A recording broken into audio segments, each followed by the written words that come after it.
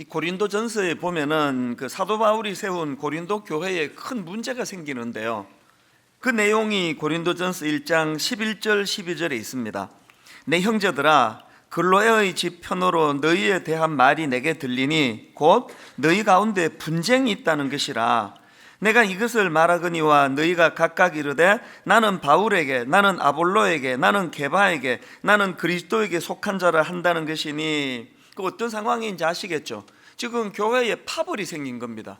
그래서 어떤 사람들은 나는 바울에게 속한 사람이다, 나는 아볼로에게 속한 사람이다, 이런 식으로 이제 파벌이 생겨서 다투는 일이 벌어졌는데, 사실 뭐 인간의 본능으로 치면 기왕에 그렇게 쪼개져 파벌이 생기면 할 수 있는 대로 많은 사람들이 내 편에 서기를 원하는 게 인간의 본능 아닙니까? 그런데 이거에 대처하는 바울의 모습을 한번 보십시오. 13절입니다.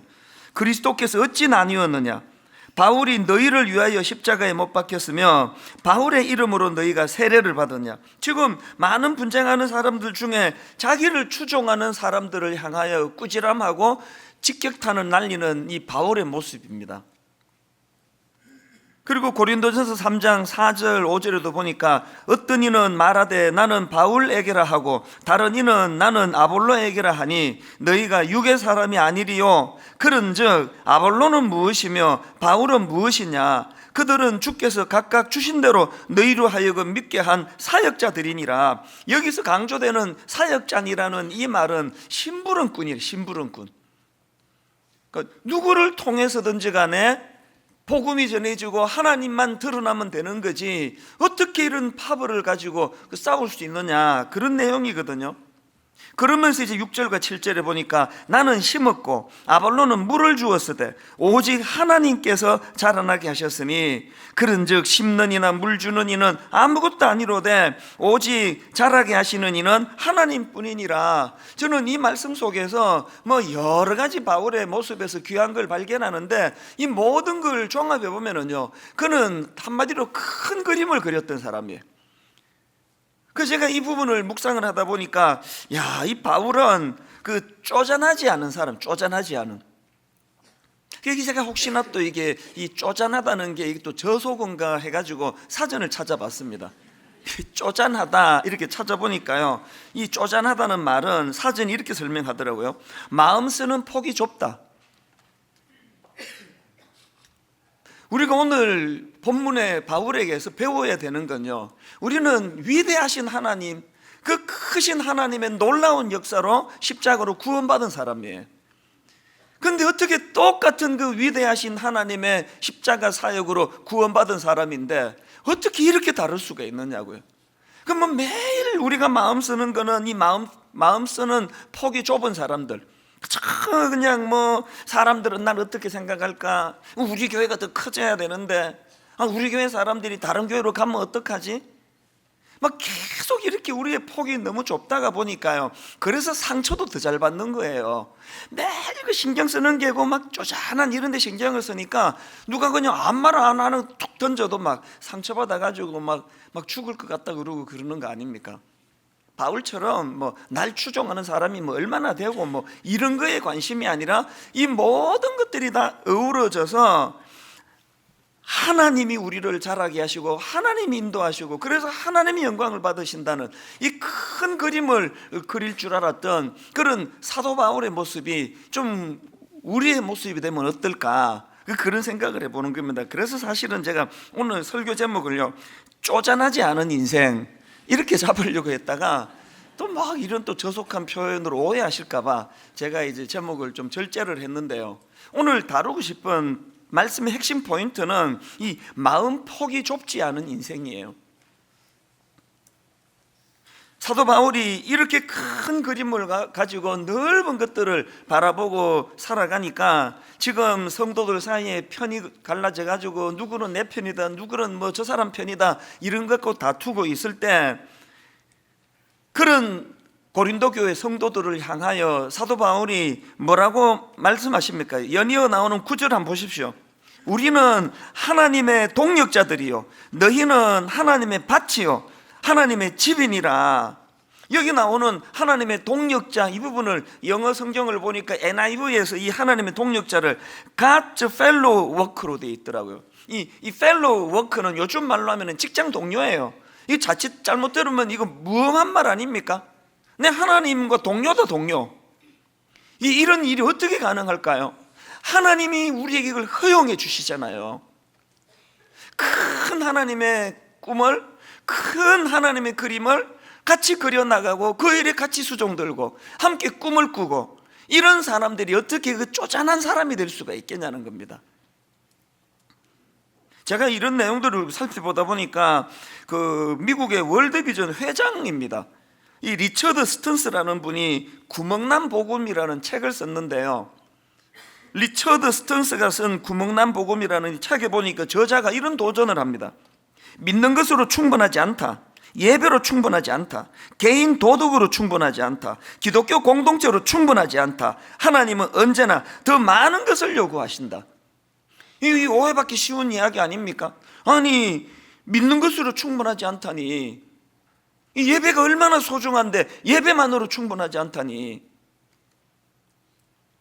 아니 개인적으로 우리가 거룩하게 사는 도덕이 얼마나 도덕심이 중요한데 개인 도덕이 이게 중요하지 않다니. 여기서 강조하는 게 그것들이 다 쓰잘데없는 거라는 뜻이 아니고요, 그 모든 것들이 너무나 중요합니다. 너무나 소중합니다. 그러나 그런 데만 매이지 않고 더 큰 데를 바라보고 더 큰 그림을 그려야 된다는 걸 지금 강조하는 일종의 과장법 아닙니까? 이분이 뭘 강조하고 싶은가, 그 연이어서 한번 들어보십시오. 믿는 것으로 충분하지 않다, 예배로 충분하지 않다, 개인 도덕으로 충분하지 않다, 기독교 공동체로 충분하지 않다, 하나님은 언제나 더 많은 것을 요구하신다. 그러면서 이분이 주장하는 게 뭐냐, 이거예요. 우리는 세상을 변화시킬 복음의 전달자이다. 막 나한테만 집중하고 나 이렇게 사는 게 아니라 오늘 우리가 하나님이 우리에게 맡기신 이 시대와 세상을 향한 사명의식, 여기까지 생각할 줄 알아야 된다는 그 얘기거든요. 그러면서 그 저자가 요한복음 3장 16절을 인용하는데요, 하나님이 세상을 이처럼 사랑하사 독생자를 주셨으니, 그러면서 무슨 도전을 던져주는가 하니까 우리가 진짜 하나님을 사랑한다면 하나님이 이토록 사랑하는 이 세상을 어떻게 방치할 수가 있느냐는 거예요. 우리가 너무너무 사랑하시는 그 하나님이 이토록 사랑하는 이 세상에 관심을 가지고서는 영향력을 미쳐야 되지 않습니까? 이런 내용을 지금 강조하고 있는 거거든요. 오늘 우리 교회들이 정말 귀담아 들어야 될 내용이라고 저는 생각을 합니다. 이런 점에서 저는 그 밥 피어스가 했다는 이 기도문이요, 하나님의 마음을 아프게 하는 일들로 인해 제 마음도 아프게 하소서. 여러분, 지난 한 주 동안 뭔 일로 마음 상하고 아픈 일이 있었습니까? 그 내용이 어떤 겁니까? 하나님이 마음 아파하시는 그 일 때문에 여러분 아프신 겁니까? 그런가 하면은 또 윌리엄 캐리라는 이 선교사가 던진 그 한마디가 내내 지난주 제 머릿속에 뇌리에 계속 맴도는 걸 느꼈는데요, 하나님으로부터 위대한 일을 기대하십시오. 하나님을 위하여 위대한 일을 시도하십시오.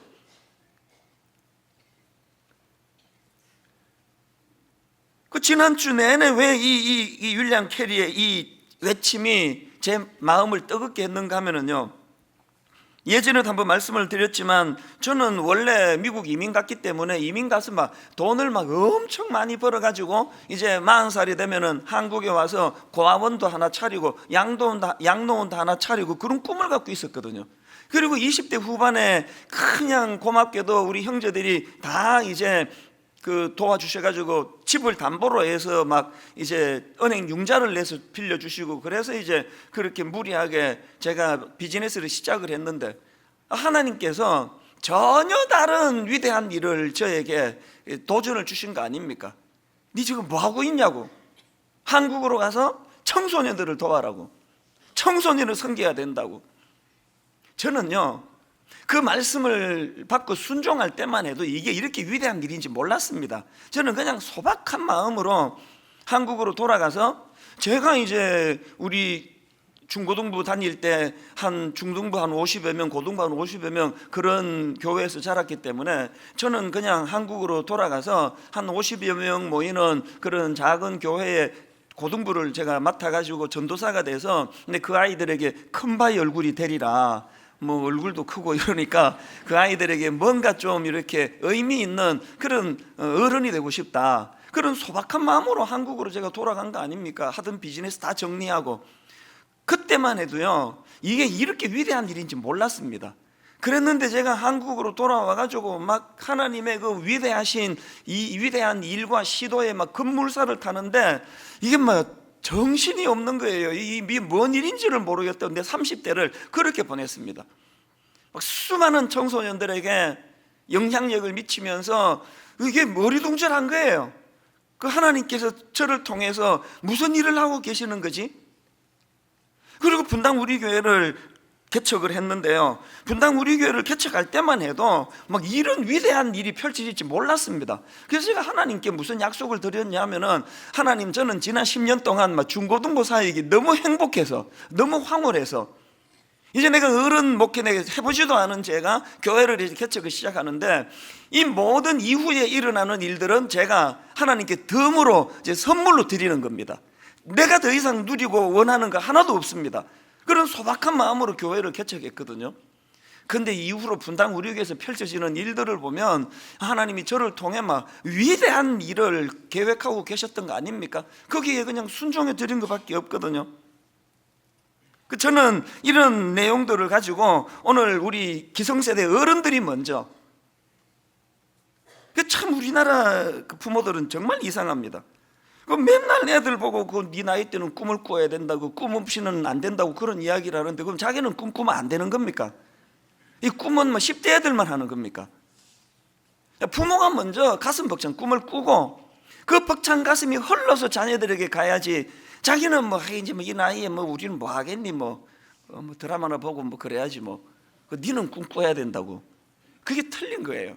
그래서 오늘 이 본문의 사도 바울의 그 큰 그 스케일과 또 그 위대한 것을 추구하는 모습을 보면서 저는 오늘 우리 모두가 다 이 선포가 우리에게 있으면 좋겠습니다. 한번 이 시간에 저를 따라 정말 어린아이와 같은 순수한 마음으로 한번 저를 따라 선포하시면 좋겠습니다. 이렇게 저를 따라 선포하십시오.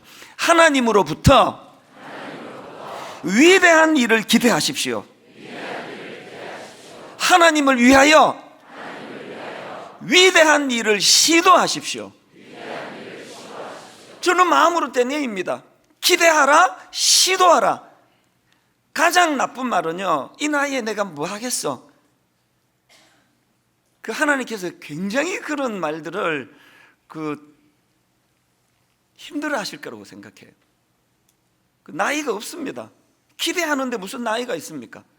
할 수 있는 그 자리에서 내가 시도하는 일이 있어야 되는 거 아닙니까? 그래서 저는 요즘에요, 저도 이제 자꾸 나이가 들어가니까요, 야, 요즘은 제가 이게 이 뇌세포가 하루에 100만 개씩 죽는 게 느껴져요. 계속 막 죽는 게 느껴집니다. 안 하던 일을 많이 해요. 뭐 그냥 한 번에 제가 교회 사무실로 가는 일이 별로 없습니다. 다 내려가고 보면 차 키를 안 가져왔어요. 그때 키 가지러 또 가가지고 이제 시간도 없는데 키 가지고 핸드폰을 놓고 또 와요. 40대 중반 후반까지만 해도요, 이 본문을 딱 보면은 막 스파크가 팍팍팍 튀어가지고 막 이 뼈대가 확 나왔는데요, 요새는 배터리가 다 됐는지 스파크가 안 일어나요. 막 설교 하나 준비하려고 그러면 예전에 한 2배 이상은 더 시간을 쓰고 정성을 써야 됩니다. 그리고 또 막 뭐 음식 먹는데 요새는 막 계속 또 흘려요. 나 참 우리 집 사람한테 맨날 꾸지람 듣습니다. 당신은 왜 맨날 이 넥타이에 뭘 자꾸 음식을 흘리느냐고. 이 하루에 내가 100만 개씩 죽는 게 확실해요. 막 피부도 요새는 막 자꾸 뭐 이상한 게 나고 뭐 쭈글쭈글해지고 이러니까, 이제 뭐 이렇게 이제 그 성경이 말하는 대로 육신은 이렇게 후패해져 가는가 보다. 그러나 여러분, 이게 저를 서글프게 만들지 않으려고 얼마나 노력하는지 아십니까?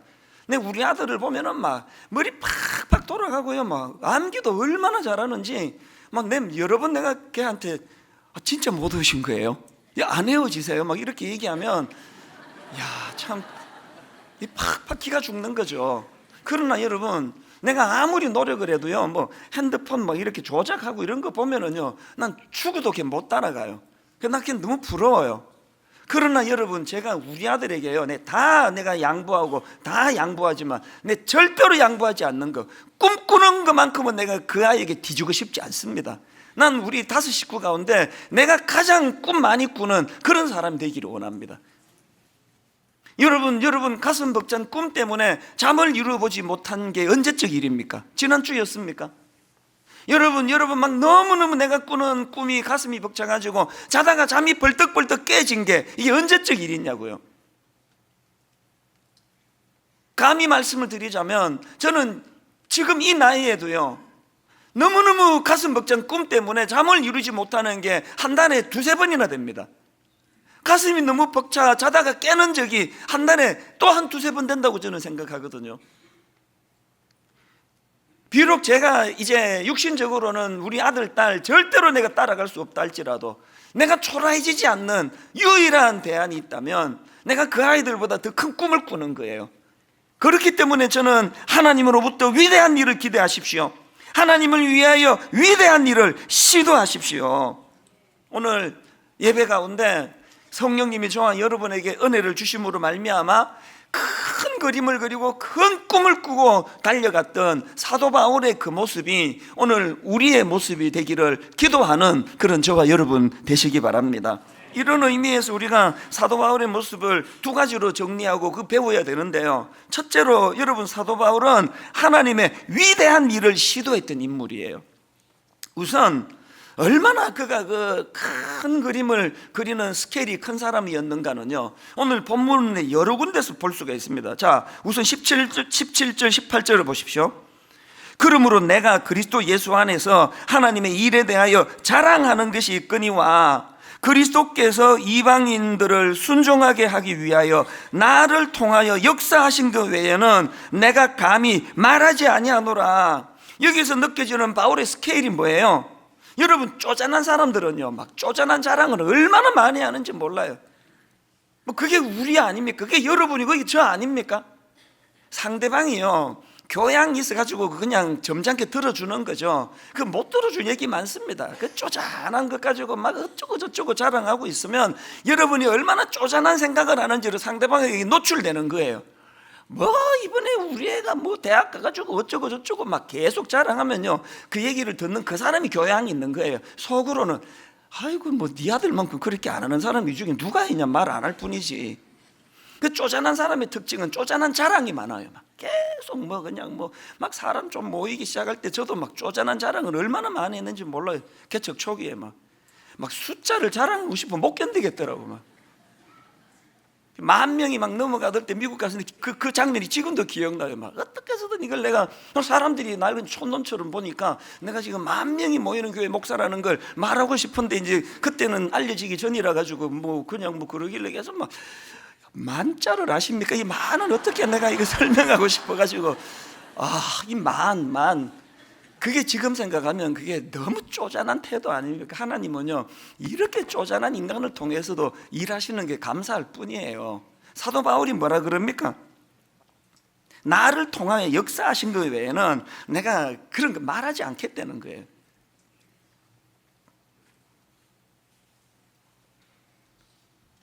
(18절) 하반절부터 보니까요, 하나님이 그에게 행하신 위대한 일들을 보십시오. 그 일은 말과 행위로, 표적과 기사의 능력으로, 성령의 능력으로 이루어졌으며, 그리하여 내가 예루살렘으로부터 두루 행하여 일루리곤까지 그리스도의 복음을 편만하게 전하였노라. 이 편만하게 전하였던 말이 하나도 거짓이 아니에요. 여러분, 바울이 3차에 걸쳐, 1차, 2차, 3차에 걸쳐 선교 여행한 거 지도를 한번 검색해서 한번 보십시오. 막 혀를 내둘러요. 그때 무슨 뭐 대중교통이 있었습니까? 비행기가 있었습니까? 자가용이 있었습니까? 세상에 그런 불편한 교통수단밖에 없던 그 시대에 그 바울의 1차, 2차, 3차 거쳐간 그 지도를 보면은요, 지금도 입이 딱 벌어져요.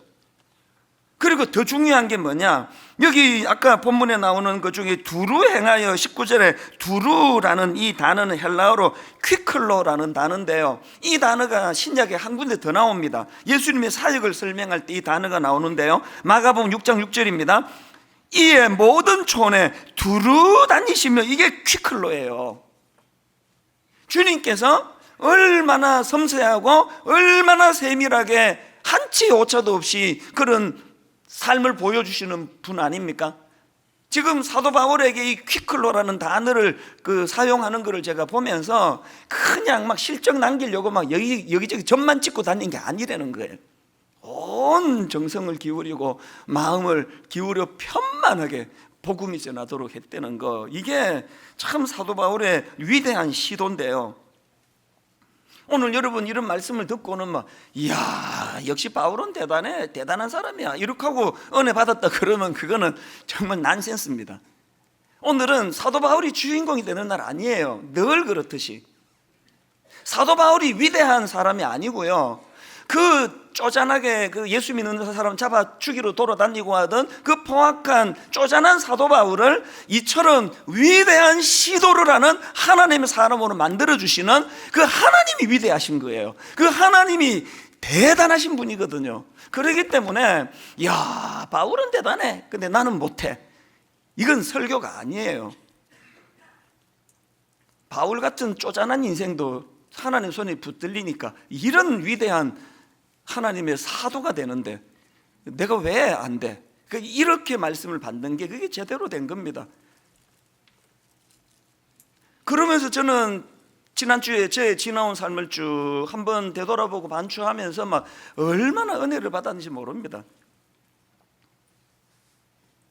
옥하는 목사님이 저를 부르셔가지고 2001년 10월 말, 너 내년에 개척해라라고 그렇게 저한테 명하실 때 저는 어른 목회를 해본 적이 없던 상태 아닙니까?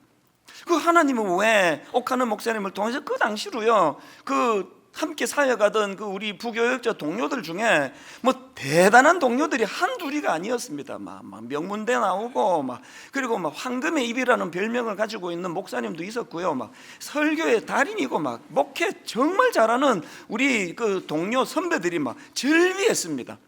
근데 하나님은 왜 그런 분을 쓰시지 않고 어른 목회도 해본 적이 없는 저를 왜 쓰시게 했냐고요.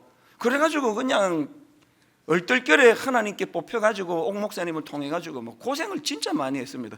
어른 목회를 해본 적이 없으니까요, 이게 등록 신방 가가지고는 뭐 해야 되는지도 모르겠고, 교구를 나누어야 되는데 어떻게 나누어야 되는지 모르겠고, 새해가 밝았는데 모든 교회가 2019년도에 구호 목표 이런 게 다 그 수첩에 다 난드는데 나 그런 거 해본 적이 없어가지고, 그때 담당하던 우리 젊은 목사님이 저보고, 목사님 교회 수첩에 오늘의 목표, 올해의 목표를 뭐로 해야 됩니까? 그래서 제가 이렇게 말했습니다. 그런 거 없다 그래.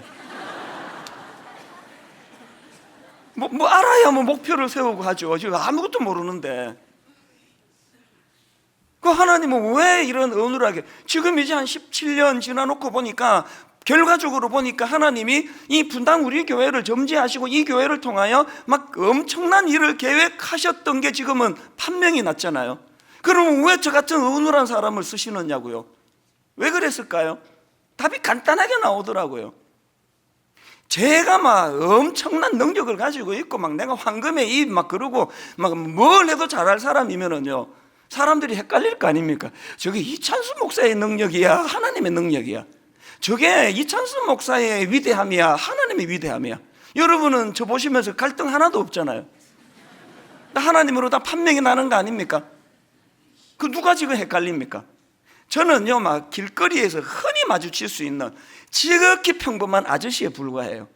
그리고 평상시 잠바 입고 다니면 아무도 저를 목사로 뒤에 이런 광채가 나고 이런 게 하나도 없어가지고 머리 자르러 가고 하면은 뭐 하는 사람인지 저를 알아보는 이발사가 아무도 없어요.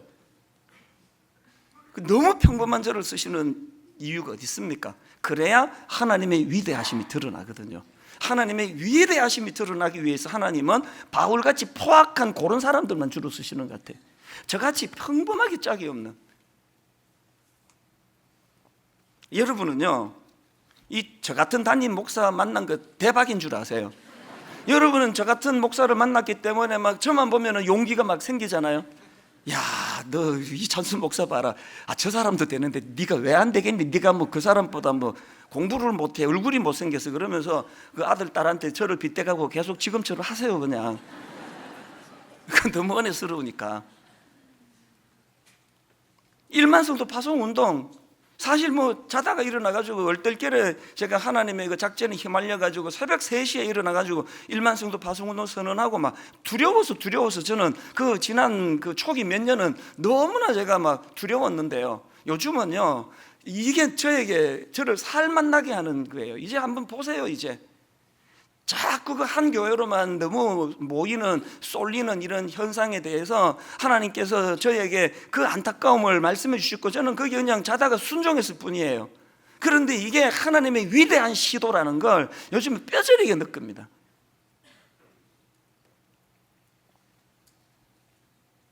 그런가 하면은 하나님은 사람만 그렇게 평범한 사람을 통해 위대한 일을 하는 게 아니라 도구도 너무 평범해요. 사도 바울이 쓰임받는 도구를 어떻게 설명합니까? 자, 18절을 다시 한번 보세요. 그리스도께서 이방인들을 순종하게 하기 위하여 나를 통하여 역사하신 것 외에는 내가 감히 말하지 아니하노라. 그 일은 어떤 도구입니까? 2가지 도구예요. 말과 행위라는 거예요. 하나님은요, 막 다른 사람에게 없는 막 놀라운 어떤 그 특별한 도구를 가지고 일하는 분이 아니에요. 누가 말을 못합니까? 사도 바울이 엄청난 위대한 시도에 쓰임받은 도구가 첫째가 말이에요. 여러분, 이 점에 내가 심각하게 여러분에게 도전 드리고 싶은데요, 여러분은 지금 여러분의 언어가 하나님의 위대한 도구로 쓰임받고 있습니까? 여러분의 언어가 위대한 도구로 쓰임받는 것보다는 그 쪼잔한 누구 뒤에서 뒷담 하나 하고 막 흉이나 보고 막 흠이나 잡고 이렇게 지금 잘못 쓰이고 있는 거 아닙니까? 여러분의 언어가 변화가 되면 이게 여러분의 위대한 도구가 될 줄로 믿으시기를 바랍니다. 여러분의 언어가, 말이 얼마나 위대한 도구가 될 수 있는지 한번 보시겠습니까? 로마서 10장 14절. 그런즉 그들이 믿지 아니하는 일을 어찌 부르리요? 듣지도 못한 일을 어찌 믿으리요? 전파하는 이가 없이 어찌 들으리요? 또 17절. 그러므로 믿음은 들음에서 나며. 여러분의 언어가 생명을 살리고 죽어가는 영혼을 살리는 데 쓰임받는 도구가 될 수 있다는 거, 이거 여러분 아십니까? 이거 지금 우리 교회에 그 전도 폭발 팀들, 그분들의 그 언어를 통해서 얼마나 많은 영혼이 구원받고 있는지 아십니까? 우리 교회 1:1 그 양육 팀들을 통해서 얼마나 낙심하고 우울하고 참 복음이 뭔지 모르는 것 때문에 좌절하는 사람들의 영혼이 살아나고 있는지 아십니까? 제가 대학 다닐 때 제가 2년 다니다가 이제 저는 졸업을 안 하고 이민을 가놓으니까 제 모교에 대한 향수가 늘 있는데요, 제 모교 캠퍼스를 생각하면 떠오르는 장면은 딱 하나예요. 잔디밭 곳곳에서 그 쪽복음, 사형리 이런 걸 가지고 CCC가, 그 외에 여러 선교단체가, SFC가 그 쪽복음을 들고 그 예수를 증거하던 그 장면, 그 모습이 수십 년이 지난 지금까지 제 머리에, 대학교 캠퍼스 하면은 저는 그게 머리에 각인이 돼 있는 거예요. 그 언어가 이런 위대한 일에 쓰임을 받는 거 아닙니까? 그런가 하면 2번째 도구가 뭐예요? 2번째 도구가, 하나님의 위대하게 쓰임받는 도구가 말과 행위의 조화예요. 그 일은 말과 행위로 됐다는 겁니다. 여러분, 우리가 내뱉는 이 말과 또 우리 삶이 일치가 될 때 거기에 폭발적인 위대한 역사가 일어난다는 겁니다.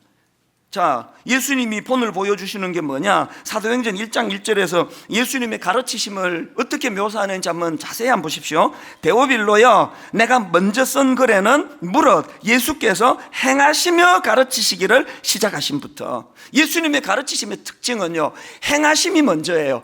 행하심과 가르치심이에요. 그래서 마태복음 5장 19절에도 보니까, 그러므로 누구든지 이 계명 중에 지극히 작은 것 하나라도 버리고 또 그같이 사람을 가르치는 자는 천국에서 지극히 작다 일컬음을 받을 것이요, 누구든지 이를 행하며 가르치는 자는 천국에서 크다 일컬음을 받으리라. 큰 교회 목사 돼가지고 막 많은 사람 앞에서 설교한다고 위대한 사람이 되는 게 아니에요. 오늘 내가 여러분 앞에 선포하는 제 말이 엿새 동안 아무도 보는 사람이 없는 그 자리에서 이 말이 내 행실과 같이 일치가 될 때, 그때 그게 큰 사람이 되는 거예요. 성경의 원리예요. 여러분, 우리가 왜 정직해야 됩니까? 왜 진실해야 됩니까? 우리의 정직과 진실이 우리 말을 뒷받침할 때 거기에 파괴적인 능력이 나타나기 때문이라는 겁니다. 그래서 요한일서 3장 18절, 자녀들아 우리가 말과 혀로만 사랑하지 말고, 이거 잘 들어보세요. 우리가 말과 혀로만 사랑하지 말고 행함과 진실함으로 사랑하자. 우리의 말과 행위가 변화돼서 이 진실함으로 무장이 될 때 이것이 하나님의 위대한 일에 쓰임받는 도구가 될 줄로 믿습니다. 이런 점에서 저는요, 이번 우리 고난주간에 분당 우리 교회 전 성도가 더불어서 이제 한 가지 놀라운 시도를 하려고 하는데, 여러분께 나누어 드린 이 고난주간 백감사, 여기에 십자가 사랑 앞에 감사로 반응하는 고난주간, 여기에 보니까 이 100가지 감사를 쓸 수 있는 노트를 만들었습니다. 이것이 해보시는 분 알지만요, 하루에 5개씩 쓰는 거 절대 쉽지 않습니다. 그런데 이번 한 주간 그리스도의 십자가의 능력을 의지하고 한번 이 100가지 감사, 한 분에게 100가지를, 한 대상을 향해 100가지 써도 괜찮아요. 부모님을 대상으로 써도 괜찮고요, 아니면 어쩌다가 나하고 관계가 깨져버린 어떤 사람을 향해서 100가지를 써도 되고요, 내 인생에 전체적으로 펼쳐서 써도 되고요. 저는 100감사 쓰다가 이 난이 모자라가지고 막 사무실로 이거 하나 더 구할 수 없느냐고 막 전화가 쇄도하는 그 모습을 상상합니다. 기억하십시오. 위대한 일은 이런 작은 시도에서부터 시작이 된다는 것. 그래서 우리같이 평범한 인생도 위대하신 하나님을 인정해드리고 위대하신 하나님의 시도에 순종해드릴 때 위대한 일을 행하는 하나님의 놀라운 자녀들이 될 줄로 믿습니다. 그런가 하면 두 번째로 우리가 사도 바울에게서 배워야 되는 게 뭐냐, 그는요 하나님의 위대한 일을 시도했던 인물이었을 뿐만 아니라 하나님의 위대한 능력을 경험했던 인물이에요. 18절과 19절을 보십시오. 그리스도께서 이방인들을 순종하게 하기 위하여 나를 통하여 역사하신 것 외에는 내가 감히 말하지 아니하노라. 그래서 자기가 한 게 말과 행위예요. 말과 행위의 일치예요. 그 일은 말과 행위로, 근데 그게 다가 아닙니다. 그 다음 19절을 보세요. 표적과 기사의 능력으로, 성령의 능력으로 이루어졌으며. 오늘 그 여러분 중에 그 성령의 능력이 뭐지? 난 모태신앙인데 그 성령의 능력을 한 번도 경험해 본 적이 없네. 그런 분 계시잖아요. 그 왜 경험을 못 하신지 아세요? 성령의 능력을 경험해야 될 만한 위대한 일을 시도해 본 적이 없어서 그래. 그 맨날 입술 가지고 누구 욕이나 하고 뒷담화나 하고 짜잘한 그 자랑이나 하고 그렇게 사는데 성령의 능력이 어디 쓰입니까? 어디에 필요하겠냐고요. 여러분, 성령의 위대한 능력을 경험하고 싶습니까? 성령의 위대한 능력이 필요한 위대한 일을 꿈꾸고 계획하시기를 바랍니다. 위대한 일을 행하는 그곳에 성령의 위대한 역사와 능력이 나타날 줄로 믿습니다. 그래서 데살로니가전서 1장 5절에 보니까 이는 우리 복음이 말로만 너희에게 이른 것이 아니라 오직 능력과 성령과 큰 확신으로 된 것이니, 고린도전서 2장 4절, 내 말과 내 전도함이 설득력 있는 지혜의 말로 하지 아니하고 다만 성령의 나타나심과 능력으로 하여. 성령의 나타나심과 능력이 왜 없다고요? 여러분, 내 말과 내 전도함, 내 설득력을 가지고 한 영혼을 향한 가슴 벅찬 복음 전하는 일을 한 번도 해본 적이 없으니까 당연히 나타나지 않죠. 그렇기 때문에 우리도요, 그 초대교회의 위대한 종들처럼 우리 기도 제목이 바뀌어져야 됩니다. 자, 사도행전 4장 29절에 그들의 기도를 보십시오. 주여, 이제도 그들의 위협함을 굽어보시옵고 또 종들로 하여금 담대히 하나님의 말씀을 전하게 하여 주시오며 손을 내밀어 병을 낫게 하시옵고 표적과 기사가 거룩한 종 예수의 이름으로 이루어지게 하옵소서. 꿈을 가지고 위대한 시도를 놓고 기도했더니 바로 그 다음 31절에 보세요. 빌기를 다음에 뭘 빌었습니까? 이런 위대한 시도를 하나님 꿈꿉니다. 그렇게 빌었더니 빌기를 다하며 모인 곳이 진동하더니 무리가 다 성령이 충만하여 담대히 하나님의 말씀을 전하니라. 여러분, 초대교회 지도자들이 이런 자잘한 거에 신경 쓰지 않고 내 교회 키우기 위해 막 내가 능력 있는 사람이라고 이런 자잘한 자랑거리로 삼지 않고 큰 하나님의 큰 일, 하나님의 위대한 시도를 꿈꿨더니 거기에 강력한 성령의 역사, 능력이 나타나더라는 겁니다. 출애굽기 33장에 그 모세도 마찬가지 아닙니까? 33장 3절 연초에 제가 인용해 드렸던 구절인데 한번 떠올려 보십시오. 너희를 하나님이 그들의 범죄함을 이런 말씀으로 징계하십니다. 너희를 젖과 꿀이 흐르는 땅에 이르게 하려니와 나는 너희와 함께 올라가지 아니하리니 너희는 목이 곧은 백성인즉 내가 길에서 너희를 진멸할까 염려함이니라. 모세의 위대함이 뭐예요? 뭐 하나님이 함께 하든 말든 뭐 그건 당신 사정이고 우리는 목표로 한 위대한 목표 가나안에 도달만 하면 되는 거 아니냐, 이런 태도를 가지지 않고요, 그런 하나님의 무서운 말씀에 대해 모세가 어떻게 반응합니까? 바로 그다음 15절 한번 보세요. 모세가 여호와께 아뢰되 주께서 친히 가지 아니하시려거든 우리를 이곳에서 올려 보내지 마옵소서. 위대한 일은 위대하신 하나님과 함께하지 않으면 안 된다는 이 사실을 모세가 철저하게 알았기 때문에 하나님 없는 위대한 일은 없는 거예요. 하나님 안 계시는 위대한 시도는 모두가 다 헛된 일이에요. 여러분, 우리 삶 속에서 이제 이 위대한 일을 꿈을 꾸고 나이는 들어가고 먹다가 뭐 자꾸 뭐 음식 흘리고 기억력은 자꾸 깜빡깜빡하고 그럼 내가 하루에 막 100만 개씩 죽어가는 것 같은 이런 연약해져가는 육신을 본다 할지라도 절대로 그것이 우리를 초라하게 할 수 없는 강력한 무기가 있다면 우리 영혼은 더 주님을 의지하고 우리 영혼은 주님을 더 갈망하고 내 영혼은 주님의 위대하신 그 모습을 우리가 인정해 드리면서 주님의 위대한 선포를, 위대한 시도를 발맞추어 드리는 거예요. 이번 여름에 해외 단기 선교 12개국에 16개 팀이 나갈 예정이거든요. 그런가 하면 이번 여름에 러브 음성 지역에 9개 지역이나 되는 곳에 우리 성도들이 곳곳으로 가서, 제가 작년에도 러브 음성을 하면서 너무나 은혜로운 일들이 많았는데 사진을 보내왔길래 이거 우리 성도님 좀 보여주자, 방송팀에 준비를 좀 부탁했습니다. 자, 사진을 한번 보세요. 음성 지역에 가가홍호 방문을 해서 복음을 전하고, 그런가 하면 또 그 다음 사진 보세요. 마을 회관을 방문해서 안마를 해드리면서 또 복음을 전하고, 또 그 다음 사진에 보니까 저기가 지금 그 어르신들 발 마사지를 해드리고 안마를 해드리고 얼굴 팩을 해드리고 저 시골의 어른들이 막 뿅 가셨어요. 세상에 교회가 이게 되게 좋은 데구나, 이 교회가. 그리고 마지막 네 번째 사진을 보면은요, 세상에 저 목사님이 저 교회에 그 마을 50명이 넘는 사람들이 마을 교회에 초대가 돼가지고 잔치가 벌어졌는데 목사님이 막 너무너무 가슴이 뛰는 이런 일이 처음 있다는 거예요. 우리가 무엇이라고 하나님의 이 위대한 일에 여름에 땀 흘리며 쓰임을 받자는 겁니다.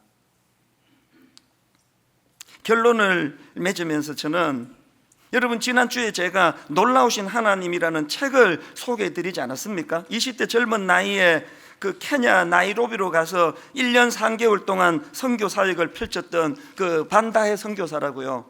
그 책에 이런 내용이 나옵니다. 부모님이 보여주신 것은 엄청난 기적들이 아니었다. 그저 하나님을 향한 한결같은 신실함이었다. 그 신실함과 순전함이 내 삶의 나침판이 되었다. 그 나침판을 따라 살다 보니 부모님 신앙의 자세가 내 삶의 거룩한 습관이 되었다. 이것이야말로 내가 부모님께 받은 최고의 유산이다. 저는 이 목사님은 정말 위대한 분이라고 저는 믿습니다. 자녀에게 엄청난 일을 해서가 아니라 그저 신실하게 한 걸음 한 걸음 발맞추어가, 내가 뭐 하나 이렇게 뭔 큰 일을 한 게 있냐고 이분은 겸손하게 이렇게 말씀하실 거예요. 그러나 여러분, 그 자녀가 이런 꿈을 갖고 나아가는 위대한 자녀가 되게 하는 이 일을 행한 분이 이 목사님, 또 그 사모님 아닙니까? 결론을 이렇게 맺습니다. 요즘에 제가 가끔 인용해 드렸던 독일의 순교자 보네퍼 목사님 생각을 많이 합니다. 이 보네프 목사님이 사실은 히틀러의 그 나치 시대에 그 체포가 돼가지고 39살 나이에 교수형을 당하는데요, 안 죽을 수 있었습니다. 이분이 그 공부하러 간 걸로 기억하는데 미국으로 유학을 갔는지 공부를 하러 갔습니다.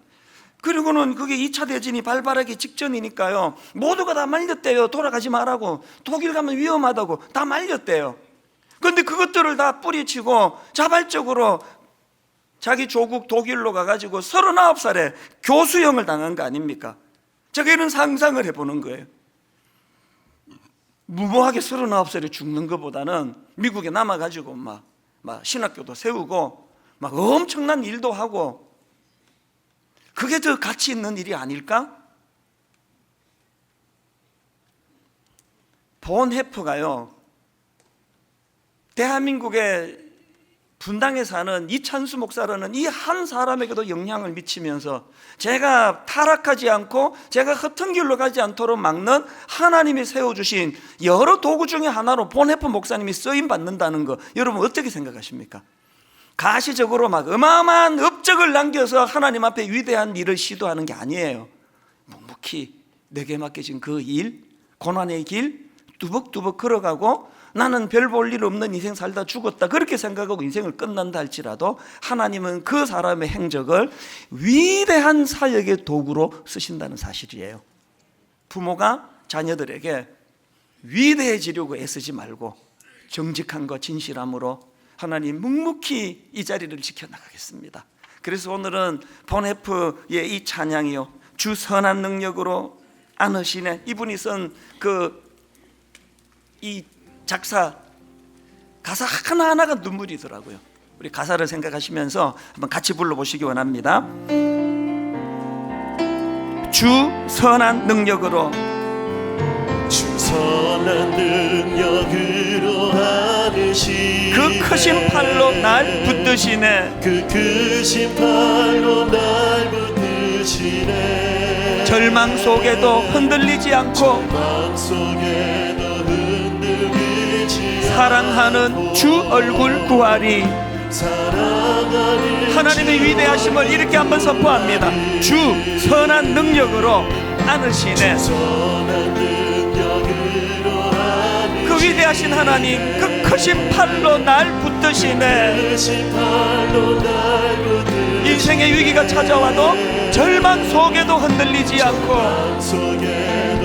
그 위대하신 하나님, 사랑하는 주 얼굴 구하리. 우리 다시 한번 이렇게 고백합니다. 주 선한 능력으로. 이 모습을 상상해 보세요.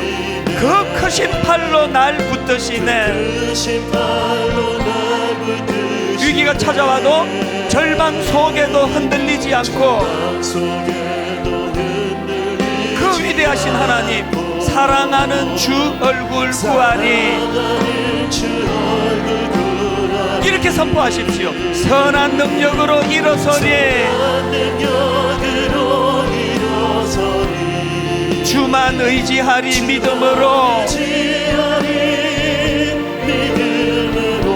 우리 고대한에 주 오실 그날, 영광의 새날을 맞이하리. 선한 능력으로 일어서리. 선한 능력으로 일어서리. 주만 의지하리 믿음으로. 우리 고대한에 주 오실 그 영광의 새날을 맞이하리.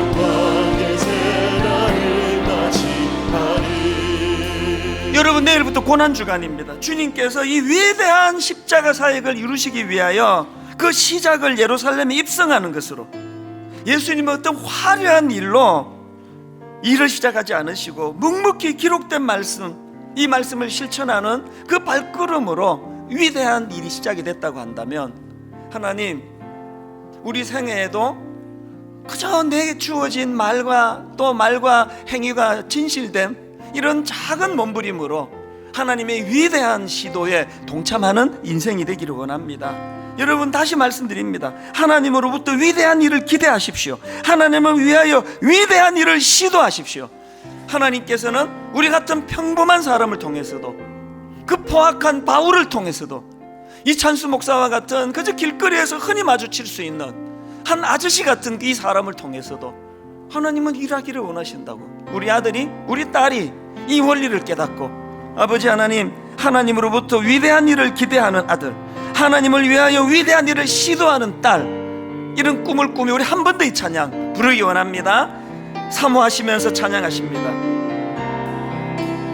주 선한 능력으로 안으시네. 주 선한 능력으로 안으시네. 그 크신 팔로 날 붙드시네. 크신 팔로 날 붙드시네. 절망 속에도 흔들리지 않고 절망 속에도 흔들리지 사랑하는 주 얼굴 구하리. 사랑하는 이 꿈을 가지고 2절 이렇게 시작합니다. 이전의 괴로움 날 애워싸고. 전의 괴로움 날 상처가 많아요. 고난의 길을 걷는다 해도 고난의 길을 걷는 하나님의 위대한 일을 시도하십시오. 주님께 모두 맡긴 우리 영혼, 모두 맡긴 우리 영 끝내 승리의 날을 맞으리. 내 승리의 날을 맞으리. 선한 능력으로 일어서리. 선한 능력으로 그로 일어 주만 의지하리. 믿음으로 나를 지하리. 믿음으로 우리 고대한에 주 오실 그날, 우리 고대하네 주 오실 영광의 새 날을 맞이하리. 영광의 새 우리 다 자리에서 일어나셔서 주님이 마신 고난의 쓴 잔은 주님이 마신 고난의 쓴 잔을 우리도 감사하며 받으리. 우리도 감사하며 받으리. 주님의 남은 고난 채워가며 주님의 남은 고난 채워가 예수와 복음 위에 살리라. 주와 복음 위 여러분, 결단하며 선포하시기 원합니다. 선한 능력으로 일어서리. 역으로 일어서리. 주만 의지하리. 믿음으로 하리. 믿음. 우리 고대하네, 우리 고대하네. 주 오실 그날 영광의 새 날을 맞이하리. 우리 마지막으로 전심을 다하여 선포하기 원합니다. 선한 능력으로 일어서리. 주저앉지 않습니다. 주만 의지하리. 믿음으로 우리 고대한에 주 오실 그날, 한해 주 오실 그 영광의 새 날을 맞이하리. 우리 같이 기도할 때 하나님으로부터 위대한 일을 기대하십시오. 하나님을 위하여 위대한 일을 시도하십시오. 나 같은 게 뭐가? 이건 악한 말입니다. 이 나이에 무슨 악한 말입니다. 하나님 호흡이 닿는 그날까지 하나님의 위대한 일을 시도하고 하나님의 위대한 일을 기대하는 인생이 되기 원합니다. 우리 통성으로 같이 기도하시겠습니다. 살아계신 하나님 아버지, 오늘 주신 이 말씀을 가지고 다시 한번 일어납니다. 주목의 힘을 줍니다. 선한 능력을 아버지 하나님 의지합니다. 사모합니다. 하나님 아버지, 하나님으로부터 위대한 일을 기대하기 원합니다. 하나님을 위하여 위대한 일을 시도하기 원합니다. 기대하라, 시도하라. 기대하라, 시도하라. 하나님의 그 위대하심을 내 입술로 찬양하며 하나님이 나를 통하여 위대한 일을 계획하신다 할 때에 비록 나는 그런 일을 행할 인물이 아니라 할지라도 하나님 겸손히 순종으로 주님 앞으로 나아가 나는 하나님의 동력자라고 고백할 수 있도록 인도하여 주시옵소서.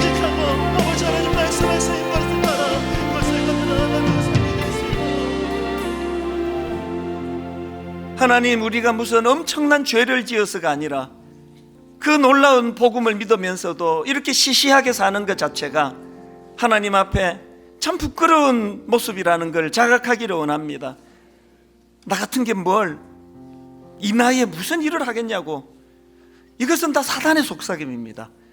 사도 바울이 위대한 것이 아니라 그 포악한 인간도 위대한 사도로 바꾸어주시는 하나님이 위대하시다고 한다면, 그 위대하신 하나님이 평범한 우리들도 위대한 시도를 꿈꾸고 위대한 하나님의 은혜를 믿음으로 받는 능력이 나타날 줄로 믿습니다. 교회적으로, 가정적으로, 우리 개인적으로 하나님 이 꿈을 회복하는 귀한 예배가 되게 하여 주시옵소서.